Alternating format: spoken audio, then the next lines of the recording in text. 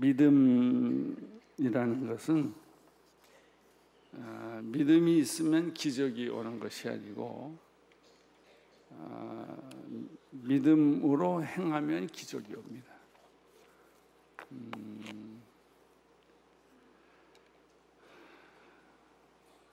오늘 제 설교 제목은 죄인의 친구가 되신 예수님. 아주 평범하고 너무나 많이 듣던 얘기입니다. 그러나 진리란 우리가 너무 익숙한 것이고 잘하는 것이죠. 하나 더하기 하나는 둘을 모르는 사람이 어디 있겠어요. 그러나 그 단순한 진리를 깊이 생각해 보면 그 진리대로 따라 행하면 능력이 나타납니다. 기적이 나타납니다. 예수님은 참 자유로우신 분이셨습니다. 그에게는 교파도 교리도 없으시고 목사나 장로나 권사나 이런 직분도 없으셨습니다. 예수님에게는 교리나 이념도 없었습니다.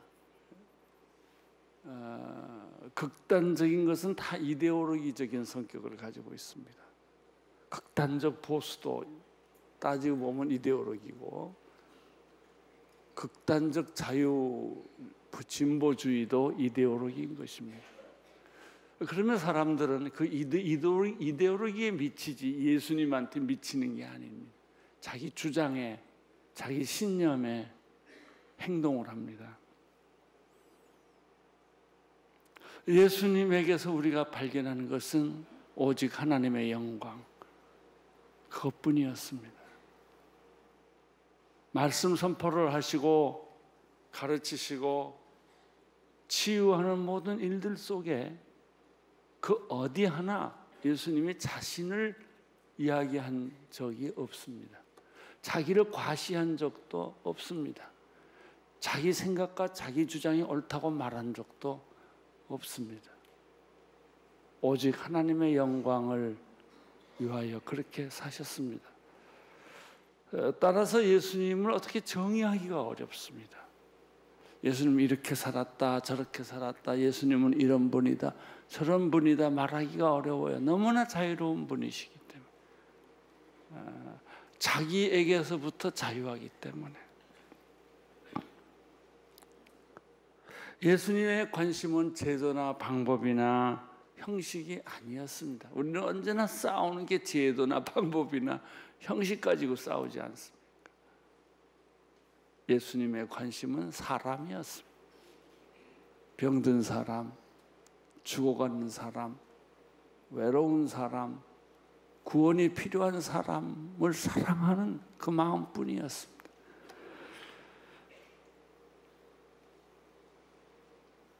그래서 사람들이 가는 곳마다 구름대처럼 모인 거예요. 마가복음 2장 13절, 14절 말씀을 같이 읽겠습니다. 시작. 예수께서는 다시 호숫가로 나가셨습니다. 많은 사람들이 나오자 예수께서 가르치기 시작하셨습니다. 그리고 나서 예수께서는 지나가시다가 세관에 앉아 있는 알페오의 아들 레위를 만나셨습니다. 나를 따라오너라. 예수께서 레위에게 말씀하시자 레위는 일어나 예수를 따랐습니다.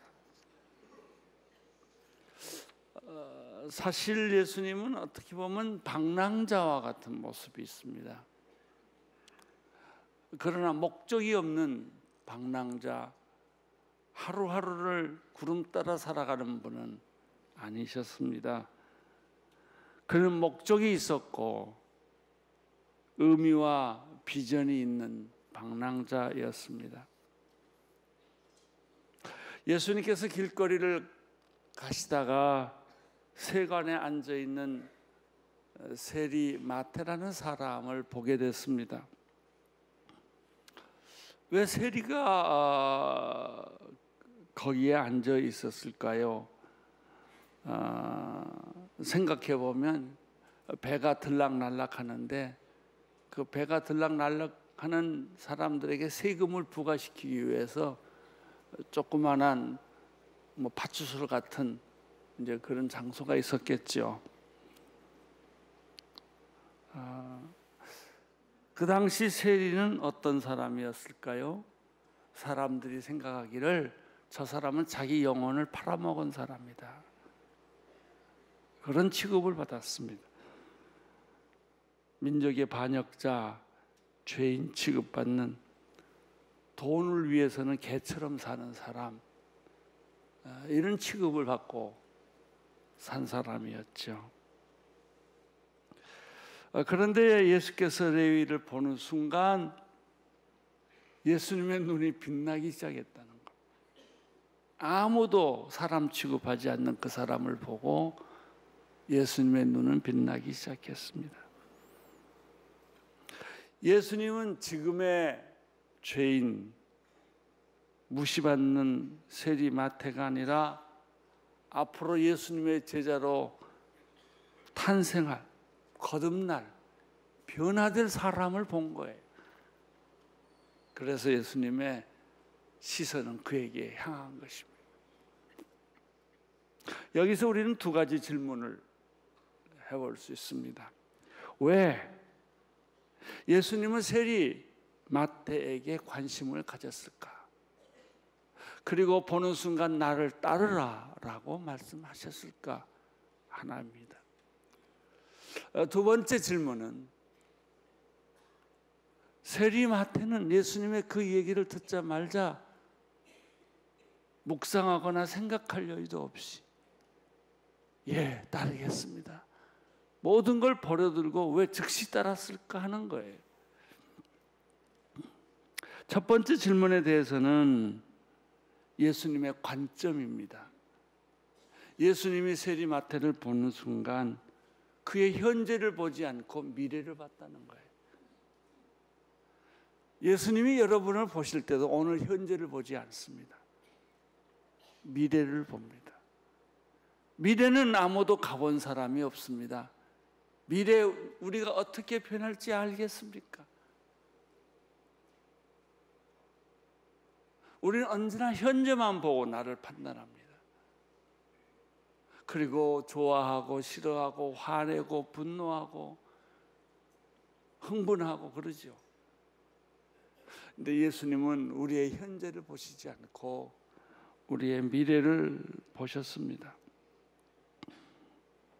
비록 세리요 돈과 권력을 가지고 있는 사람으로 보이지만은 예수님의 눈에는 그가 앞으로 주님을 따르는 위대한 제자가 될 거라는 걸 보신 거예요. 그래요. 여러분 사람들을 만날 때 그의 미래를 볼 수 있게 되기를 바랍니다. 사람 무시하지 마세요. 함부로 대하지 마세요. 그분이 얼마나 위대한 사람이 될지 아무도 모릅니다. 예수님이 왜 이 세리 마태를 초청했을까? 아마도 예수님의 마음 또는 눈 속에는 이 마태의 현재 절망과 허무와 자신과 싸우고 있는 얼굴을 봤을 거예요. 자기가 싫은 거예요. 이 직업이 싫은 거예요. 그러나 그 직업을 버리고 나갈 수도 없어요. 그런 고통하는, 그런 번민하는 그 마태를 예수님이 보신 거예요.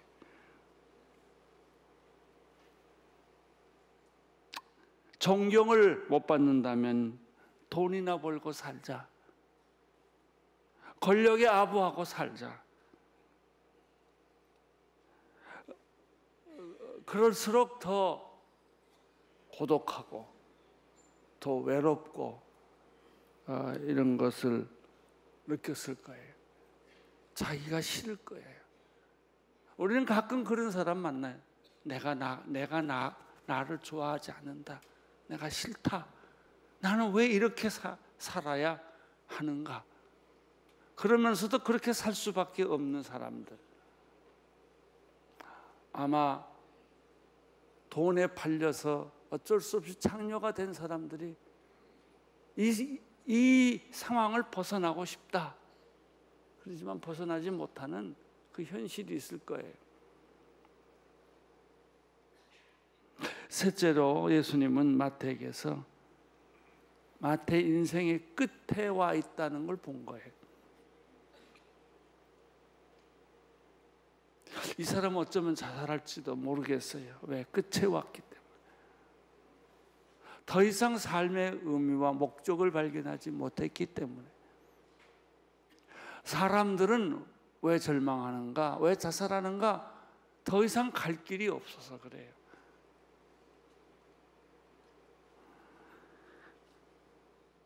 그는 사실 마음속에 다 버리고 새롭게 살고 싶은 충동이 있었을 거예요. 그러나 용기가 없었죠. 이 사람이 세리 마태라고 생각이 됩니다. 그러면 왜 이 마태는 예수님의 초청에 즉각적으로 모든 걸 버리고 떠났을까? 거기도 또 몇 가지 이유를 생각해 볼 수 있습니다.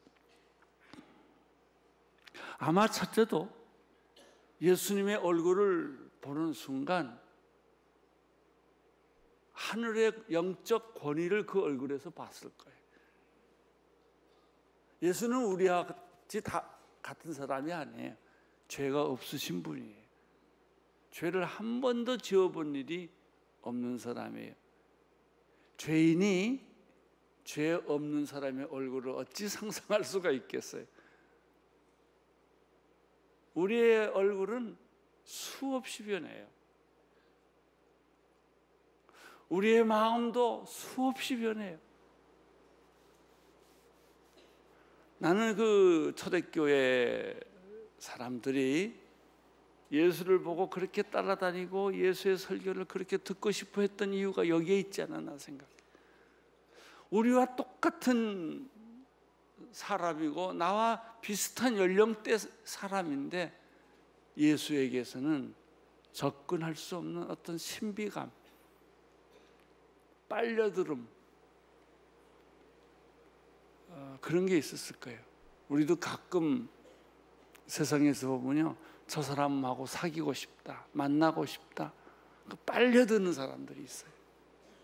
아무 말 안 했는데 그런 사람들이 있지요. 그분의 얼굴을 보면 모든 걸 다 이해할 것 같고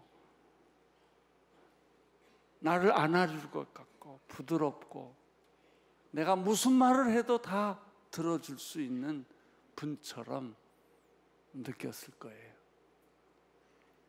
그러지 않았다면 그렇게 못 따라가죠. 그렇게 의심 많은 사람, 아마 세리만큼 사람 의심하는 사람이 없었을 거예요. 무슨 말을 해도 믿지 않았을 거예요. 돈 외에는. 두 번째, 세리들의 마음에는 내가 저 사람을 따라가면 내 인생에 무슨 변화가 있을 것 같다, 이런 생각을 했을 거예요. 절망해보고 고독해본 자만이 느끼는 심정이죠. 그래, 저분 나를 불러주신다면 내가 어디까지나 모든 걸 포기하고 나는 따라가겠다, 그런 생각을 이 사람이 했을 거예요. 세 번째, 그래서 마태는 자기도 모르는 사이에 벌떡 일어나고 만 거예요. 우리가 가끔 교회에서 전도 집회할 때 오늘 예수 믿기를 원하는 사람 손 드세요, 뭐 일어나세요 그러면 쑥스러워서 안 하잖아요. 그 사람은 왜 안 하냐면 생각이 많아서, 누가 볼까 봐. 내가 오늘 예수 믿었다고 말해놓고 내일 또 배신할까 봐, 뭐 이런 복잡한 생각들이 있어서 못해요. 제가 알고 있는 한 여성분이 있는데 자기 아들이 치유 불가능한 병에 걸렸어요. 근육이 말라가는 병에 걸렸어요. 그래서 이 여자는 미친 듯이 이 기도원 저 기도원 능력 있다는 사람, 병 고친다는 사람 쫓아다니면서 아무리 문을 두드려 봤지만 아무 일도 안 일어났어요. 누가 그런 말을 했어요. 저기 부흥회가 있는데 한번 가보라고. 그래서 그는 무슨 병 고칠 생각이 아니라 그 부흥회를 갔다는 거예요. 천막 치고, 옛날 미국식 부흥회죠. 천막 치고 이제 부흥회 하는 것인데, 설교를 다 마치고 이 사람이 초청을 했다고 합니다. 오늘 예수 믿기로 결심한 사람은 앞으로 나오라고.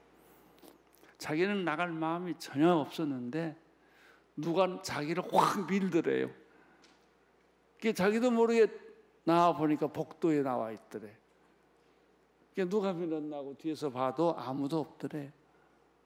그때야 이 사람 눈에 눈물이 나기 시작한 거예요. 성령님이 나를 밀었구나. 성령님이 나를 일으키게 했구나.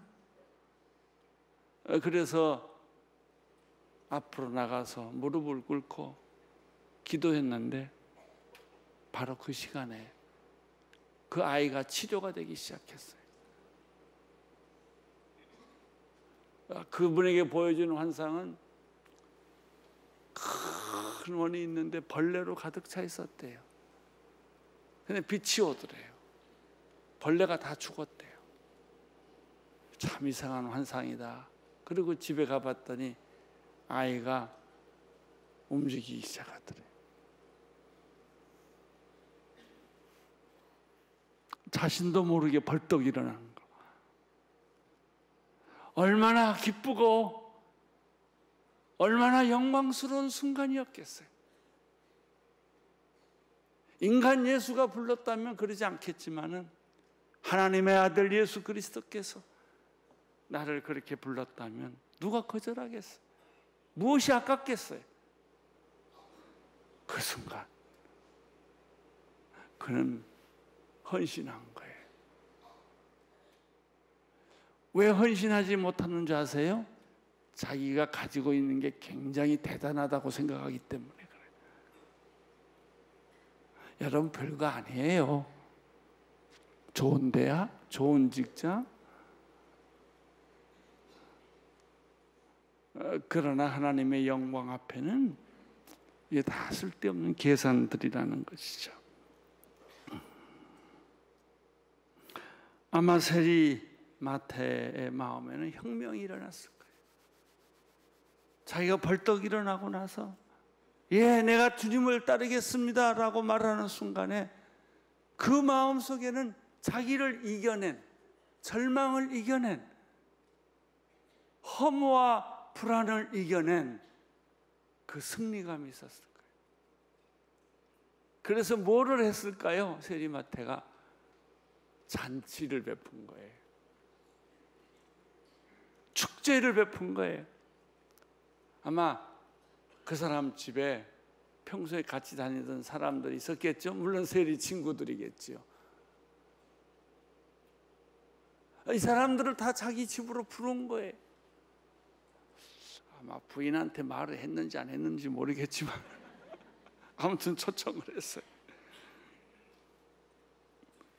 사람들이 너도 나도 몰려들기 시작했어요. 이 사람들은 예수님을 따라다녔던 죄인들, 범죄자들, 거지들, 막 이런 사람들이었겠죠. 그 중에는 신사 같은 분도 있었을 것이고 지성인도 있었을 것이고 그 중에는 냄새나는 사람도 있었겠죠. 우선 이 잔치 주인인 마태가 얼굴에 형용할 수 없는 기쁨이 있었다는 거예요. 여러분, 우리가 무슨 잔치를 할 때 주인이 얼굴이 기뻐야지, 잔치는 베풀어 놓고 주인이 죽을 상하면 되겠어요? 그럼 잔치가 다 망가지는 거죠. 그런데 마태가 베푼 이 초청에는 축제가 있었다. 천국 같았다.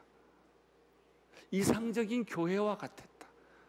우리는 교회가 너무나 상처를 많이 겪었기 때문에 교회를 이렇게 멋지고 아름답고 이상적인 교회를 상상해 본 적이 없어요. 교회를 사람들이 왜 가는 줄 아세요? 참으려고 가요. 더 이상 화를 안 낸다고. 기쁨이 있을 수가 없어요.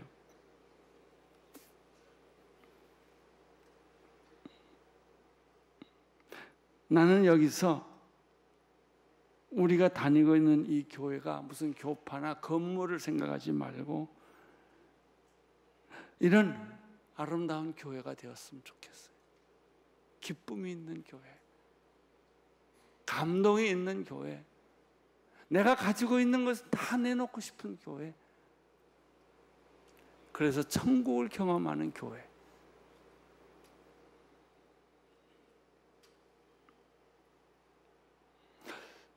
이런 축제에 참석하는 사람이 있었던 반면에 또 한 사람의 그룹이 있었습니다. 그 사람들은 소위 종교적인 사람들, 율법에 정통한 사람들, 이 종교적인 지식이 너무나 많은 사람들, 종교적 지식이 많은 사람들은 기쁠 수가 없어요. 편안하지가 않아요. 자기 이론에 갇혀서, 자기 이데올로기에 갇혀서 누가 나보다 더 실력 있고 누가 나보다 더 좋은 학위를 받았으면 그게 시기가 나서. 여러분, 그것이 우리에게 평안을 주는 거 아니에요. 이 율법학자들이 있었다는 거예요. 그 장면을 다 보고 있었다는 것이죠. 근데 사람은 똑같은 장면을 보고도 한 사람은 기뻐할 수 있고 한 사람은 화가 날 수도 있어요. 자, 15절부터 17절까지를 같이 읽겠습니다. 시작. 예수께서 레위의 집에서 식사를 하시는데 많은 사람과 죄인들이 예수와 그분의 제자들과 함께 음식을 먹고 있었습니다. 이런 사람들이 예수를 많이 따랐기 때문입니다. 이 모습이 사실은 천국의 모습이고 교회의 모습이에요. 나는 우리 교회 탈북자들, 외국인 근로자들, 오늘 직업이 없어서 끼니가 어려운 사람들 다 함께 모여서 주님을 찬양했으면 좋겠어요. 16절 시작. 바리새파 사람들인 율법학자들은 예수께서 죄인들과 세리들과 함께 먹는 걸 보고 예수의 제자들에게 물었습니다. 어째서 너희 선생님은 세리들과 죄인들과 함께 어울려 먹느냐? 이 말씀을 보면요, 예수님을 보고 사람들이 갈등이 있다는 거예요. 그냥 좋은 건 좋은 거고 나쁜 건 나쁜 거 이렇게 생각하면 간단한데 자기의 이데올로기 때문에 갈등을 했다는 거예요. 아니, 율법학자들이 싫으면 가면 될 건지 꼭 밥 먹는 걸 구경할 필요는 없잖아요. 17절. 예수께서 이 말을 들으시고 그들에게 말씀하셨습니다. 건강한 사람에게는 의사가 필요하지 않으나 병든 사람에게는 의사가 필요하다. 나는 의인을 부르러 온 것이 아니라 죄인을 부르러 왔다. 마태의 집에서 일어난 천국 잔치를 보고 두 그룹이 있었어요. 하나는 그 천국 잔치에 참여해서 같이 기뻐하는 사람, 또 하나는 그것을 보고 비판하는 사람 있었다는 것이죠. 그들은 제자들에게 질문했어요. 아마 예수님한테 직접 질문하기는 좀 어색했나 보죠. 어째서 너희 선생님은 세리들과 죄인들과 함께 어울려 밥 먹냐? 예수님은 이 말씀을 알아차리시고 여기에서 복음의 핵심을 이야기를 합니다. 가장 어려운 갈등이, 질문이 여러분에게는 복음을 깨달을 수 있는 결정적 계기가 되기도 합니다.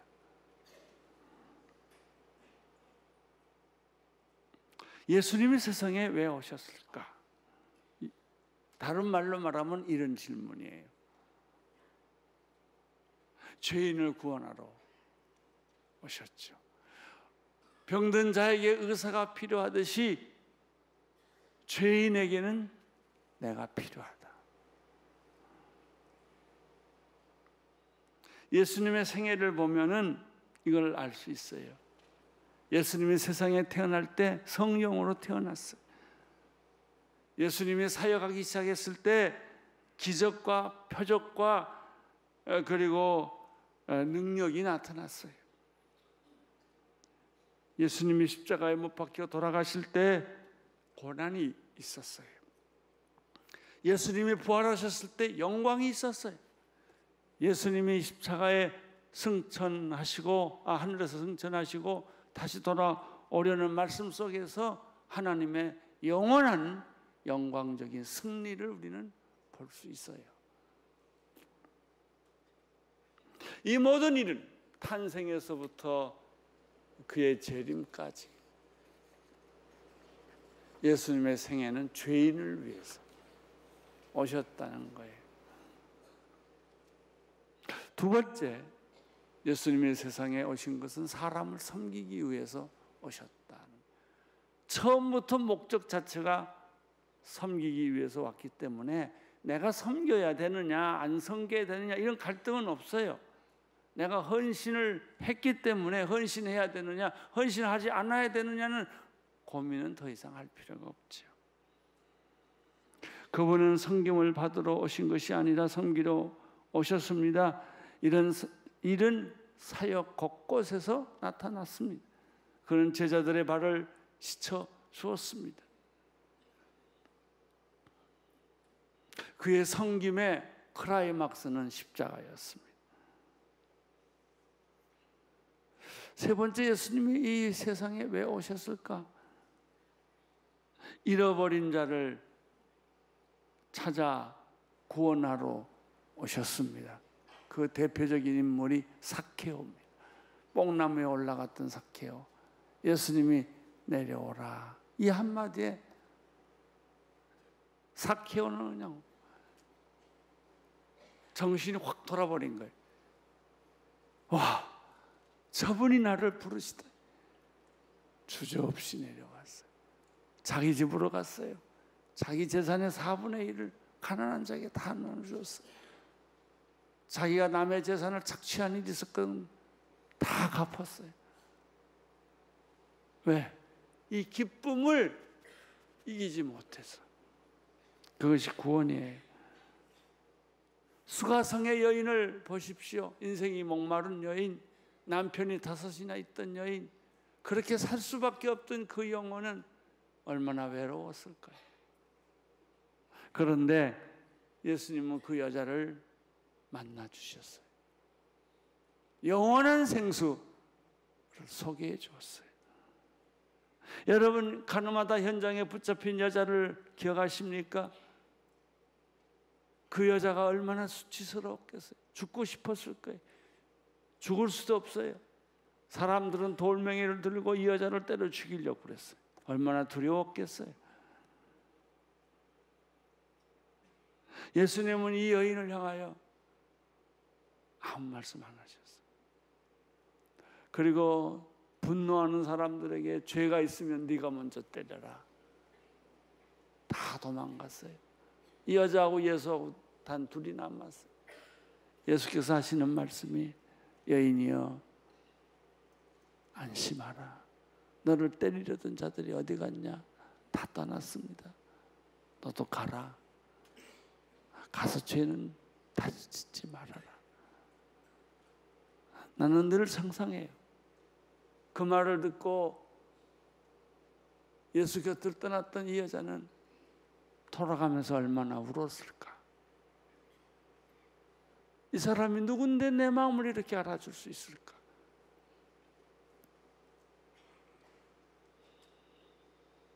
귀신 들린 여인, 이 모든 사람들을 보면 예수님은 잃어버린 자를 찾아 구원하러 오셨던 거예요. 무시한 사람들, 내 기억에 없는 사람들, 내가 상관하지 않아도 아무 상관이 없는 사람들을 위해 예수님은 신음소리를 들으시고 나의 절규와 아픔을 아셨다는 것. 제가 요즘 좀 반성하고 회개하는 것은 우리는 그동안 너무 앞만 보고 달려왔어요. 하나님의 영광을 위하여, 교회만을 위하여. 그러다 보니까 옆에를 못 봤어요. 배고픈 사람들, 억울하게 고통을 겪는 사람들, 이런 사람 신음소리는 나하고 아무 상관이 없다. 이런 태도로 살아온 거예요. 가난이 뭐 자기 죄지 뭐 내 죄냐, 이렇게 생각하고 살아왔다. 근데 요즘은 그 주변에서 아우성거리는 소리가 자꾸 크게 들려요. 일본도 그래요. 물론 그 사람들의 죄라고 말할 수도 있겠죠. 그러나 나는 그 사람들의 아우성 소리가 들려요. 주님 없이 지옥으로 가는 사람들, 그리고도 아직도 하나님을 믿지 못하는 사람들. 예수님은 우리들에게 풍성한 삶을 주시기 위해 오셨어요. 예수 만난 사람은 누구를 막론하고 인생의 의미와 풍요로움을 깨달은 거예요. 넘친 거예요. 나는 빚쟁이 사장들을 많이 알고 있어요. 이름은 사장인데 항상 돈이 쪼들려. 나는 가난한 부자를 만나본 적이 있어요. 받은 월급은 얼마 안 되는데, 수입은 얼마 안 되는데 언제나 마음은 넉넉하게 살아요. 넉넉하게.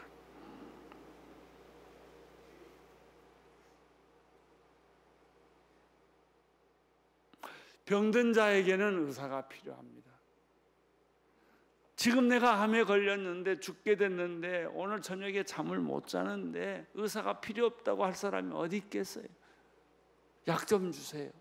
나 이 고통 좀 멈추게 해주세요 라고 하소연하겠죠.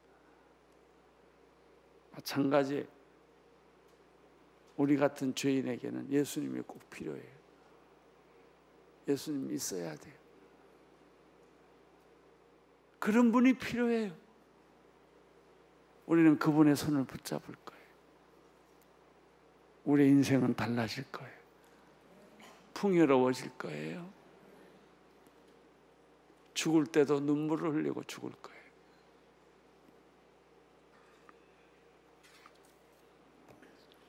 죄인에게는 예수님이 필요합니다.